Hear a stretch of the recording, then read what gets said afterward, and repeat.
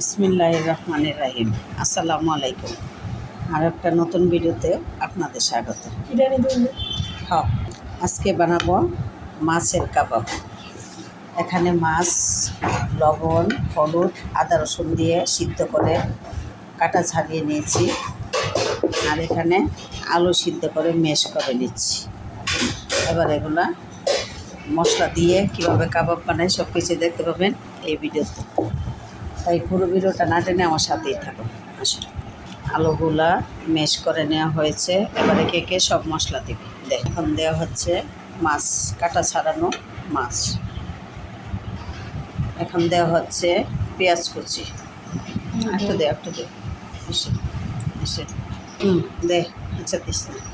ধনে পাতা কুচি একটু দে, আর আদা বাটা, রসুন বাটা ইয়ারা। এখন দেওয়া হচ্ছে চিলি ফ্লেক্স, ধনিয়ার গুঁড়া,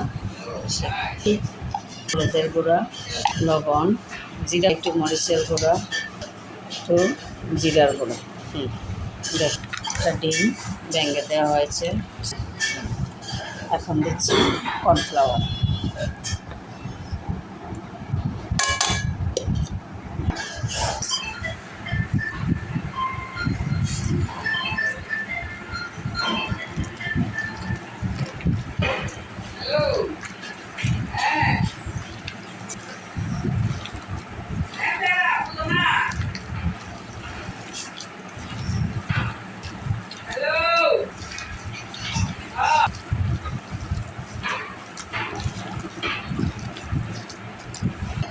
সবশেষে দিয়ে দিচ্ছি গরম মশলার গুঁড়ো।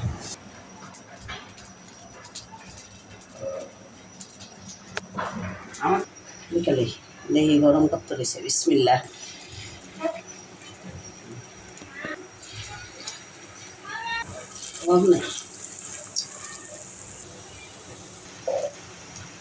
এবার আমি উল্টিয়ে দিচ্ছি।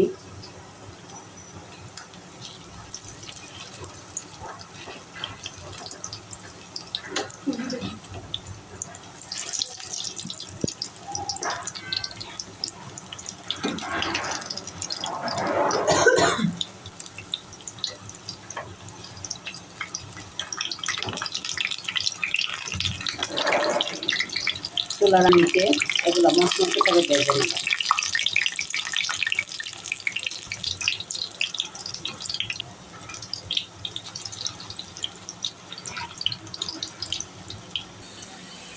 আবার আমি এই যে হচ্ছে না, উল্টিয়ে দিচ্ছি।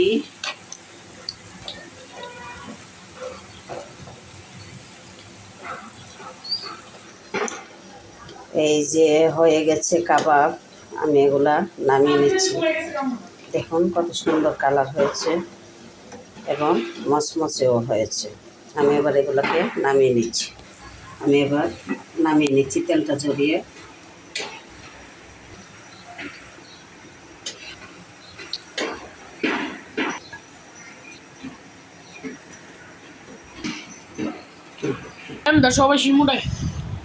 একটা ভাঙতো সাদা। এই যে আমাদের কাবাব রেডি হয়ে গেছে, ফিশ কাবাব। দেখুন কত মচমচের ভিতরে একদম। হ্যাঁ, টেস্ট করে বলো।